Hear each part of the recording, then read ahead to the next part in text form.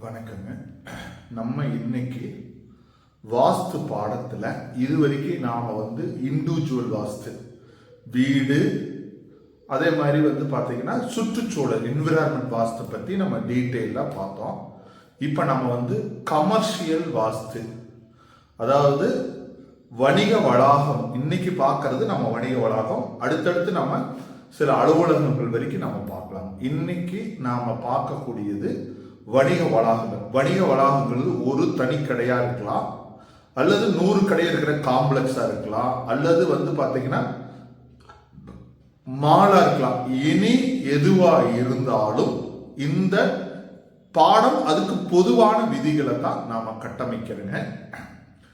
இப்போ நாம வணிக வாஸ்துக்கும் கமர்ஷியல் வாஸ்துக்கும் இண்டிவிஜுவல் வாஸ்துக்கும் வித்தியாசங்கள் இருக்கு. இண்டிவிஜுவல் வாஸ்துங்கிறது மனிதன் அங்க உயிரோட்டம் இருக்கிறது, அங்க சுவாசம் இருக்கிறது, அங்க பாத்தீங்கன்னா தூங்குறோம், சமைக்கிறோம், பல்வேறு செயல்பாடுகள் இண்டிவிஜுவல் வாஸ்துல இருக்கு.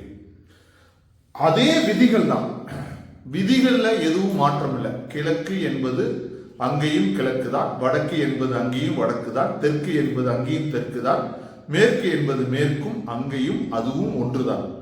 அதே மாதிரி அங்க bathroom, toilet, septic tank, water tank, any staircase, any private எல்லாமே இண்டிவிஜுவல் வாஸ்துக்கு எப்படி பயன்படுத்தணுமோ அதே தான் அப்படியே இங்கேயும் பயன்படுத்த போறோம். சில அப்ரோச்சஸ் வேற மாதிரி இருக்க போது அதை பத்தி தான் நம்ம டீட்டெயிலா நம்ம இங்க பார்க்க போறோங்க. அதாவது பாத்தீங்கன்னா நம்ம இந்த வாஸ்து பாடத்துல நீங்க புரிந்து கொள்ள வேண்டியது என்னன்னா, ஒரு இண்டிவிஜுவல் இடத்துல ஒரு மனிதனுக்கு ஏற்படக்கூடிய தாக்கத்தை பார்த்தோம். கமர்ஷியல் வாஸ்துல அங்க இருக்கக்கூடிய பொருளாதார வரவுகள், செலவுகள், இதை பத்தி பார்க்க போறோம். ஏன்னா அங்க மக்கள்கள் கூடுறது, வியாபாரம் நடக்கிறது, இது ஒரு குறிப்பிட்ட கால அளவுக்குள்ள நடக்குதுங்க. இது ஒரு வீடு என்பது 24 மணி நேரம் கொண்ட தொகுப்பு. ஒரு அலுவலக இந்த கமர்ஷியல் வாஸ்து என்பது பெரும்பாலும் 8 to 12 மணி நேர தொடர்புகளா இருக்கிறது. இந்த இடங்களில் முழுக்க முழுக்க நம்ம இண்டிவிஜுவல் வாஸ்துக்கு சொன்ன பலன்கள் இங்க ஒப்பீடு பண்ண வேண்டிய அவசியம் இல்லை. முழுக்க இங்கு வியாபார நோக்கம், பிசினஸ், மணி தொடர்புடைய நிலைப்பாடுகளோட தான் நாம முழுக்க பார்க்க போறோங்க. அதனால இந்த ரெண்டுக்கு இருக்கிற வித்தியாசம் இதுதான். ஆக்சுவலா பாத்தீங்கன்னா உங்களோட இந்த சில விஷயங்கள் முழுமையா ஷேர் பண்ணும்போது உங்களுக்கு ஒரு புரிதல்கள் ஏற்படும். ஆக்சுவலா நம்ம ஒரு கமர்ஷியலா ஒரு காம்ப்ளெக்ஸ்ல நம்ம வாடகைக்கு விட்டாலும் சரி, வாடகைக்கு இருந்தாலும் சரி, பிசினஸ் பண்ணாலும் சரி, ரெண்டல் விட்டாலும் சரி, நம்ம வீட்டை முதல்ல உருவாக்கணும். இந்த இடம் ரொம்ப முக்கியமான விஷயம். இது தனிப்பட்ட நம்மளுடைய வீடுங்க, தனிப்பட்ட வீடு. இது வணிக பயன்பாடு. இங்க லாபம், நஷ்டம், இந்த ரெண்டுக்கு மட்டும்தான் விடை. இங்க எல்லாமே இருக்கு. இது உயிர் சார்ந்த விஷயம். இது இங்க எல்லாமே காதல் இருக்கு, எமோஷனல் இருக்கு, நோய் இருக்கு, மரணம் இருக்கு, உறவுகளை பத்தி இருக்கு. இது தனிப்பட்ட வீட்டை பத்தின விஷயம். இங்க வணிக பயன்பாடு,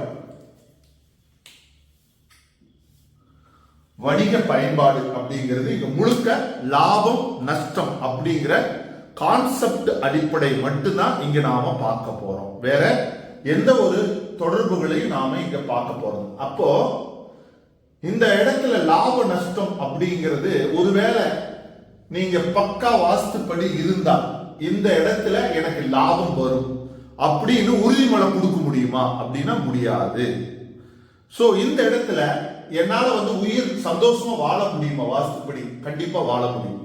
சோ இந்த ரெண்டுக்கு இருக்கிற வித்தியாசம் என்பது நாம புரிஞ்சுக்கணும். அப்போ ஓரளவுக்கு லாபம் ஈட்ட வேண்டும். வணிக வளாகம் நடத்துவது என்பதால் வாடகை சரியா வரணும், வணிகர்களுக்கு வருமானம் சரியாக வர வேண்டும்.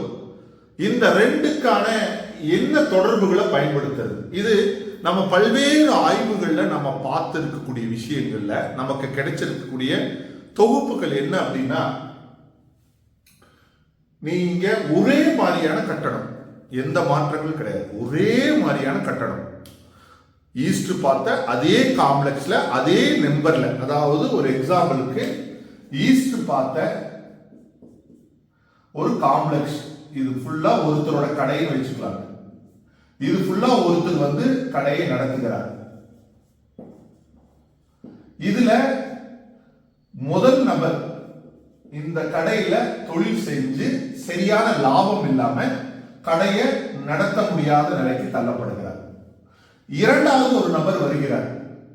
அந்த இரண்டாவது நபர் கார்பரேட் கம்பெனியா கூட இருக்கலாம் அல்லது தனி நபராக கூட இருக்கலாம். இப்போ கார்பரேட் கம்பெனினா எப்படின்னா, இப்போ உதாரணத்துக்கு வந்து ஜுடியோஸ் இருக்கு, அதே மாதிரி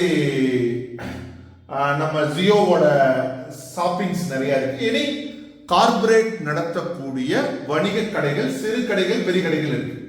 ஒருத்தர் தனியார் நடத்துறாரு, அவர் கிளாஸ் ஆகுது, இன்னொரு கார்பரேட் கம்பெனியோ அல்லது இன்னொரு தனியார் நிறுவனமோ நடத்துது. அந்த இடத்துல அங்க வந்து பாத்தீங்கன்னா ஒருவருக்கு லாபம் கிடைக்குது, ஒருவருக்கு லாபம் கிடைப்பதில்லை. அப்ப இந்த இடத்துல நமக்கு புரிஞ்சுக்க வேண்டிய விஷயம் என்னன்னா, நம்ம பேசிக் கான்செப்ட் பார்க்க போறோம், அதுல மாற்று கருத்து கிடையாது. ஆனாலும் இங்க லாபம் நஷ்டம் என்பது அவரோட இருப்பிடமும் முக்கியம்ங்கிறது நாம புரிஞ்சுக்கணும். இந்த இடத்துல தனிப்பட்ட வீடும் நன்றாக இருக்க வேண்டும், அடுத்தது வணிக வளாகமும் கரெக்டா இருக்கணும். இந்த ரெண்டு கோயின்சைட் ஆகும் போதுதான் ஒருவர் பெனிஃபிட் அடையக்கூடிய அமைப்பு இங்க இருக்கு. அதனால வந்து முழுக்க முழுக்க நான் ஈஸ்ட் பார்த்த இடத்துல, நார்த் பார்த்த இடத்துல பக்கா வாஸ்துல குடி இருந்தனா எனக்கு லாபம் வந்துரும்னு கற்பனை பண்ணிடாதீங்க, அது தவறாக போகும். அதற்கு ரெண்டு ரீசன் நீங்க பார்க்க வேண்டும். ஒன்னு, உங்களுடைய வீடு ஓரளவுக்கு துன்பம் அடையாத வீடுகளா இருக்கணும். இரண்டாவது அப்படிங்கிறது உங்களின் ஜாதக யோகம் அப்படிங்கிறது முக்கியம். உங்களுடைய ஜாதக யோகம், உங்களின் ஜாதக யோகம் அப்படிங்கிறதும் நன்றாக இருக்க வேண்டும். அப்போ இந்த இடத்துல நீங்க அடிஷனலா கமர்ஷியல் வாஸ்துக்கு பார்க்கும் பொழுது வெறுமனே கடையை மட்டுமே முடிவெடுக்காதீங்க. ரெண்டு ஸ்டெப் பிஃபோரா போய் அவங்களோட ஹவுஸ் எப்படி இருக்கு, அவங்களோட ஜாதகம் எப்படி இருக்கு, இந்த ரெண்டையும் பார்த்தாதான் கமர்ஷியல் வாஸ்துல நீங்க ஃபில் பண்ண முடியும். நான் இங்க வந்து கமர்ஷியல் வாஸ்து சொல்லி தரலங்கிறதுக்காக இல்ல, கமர்ஷியல்ல நம்ம டீடைலா பார்க்க போறோம்.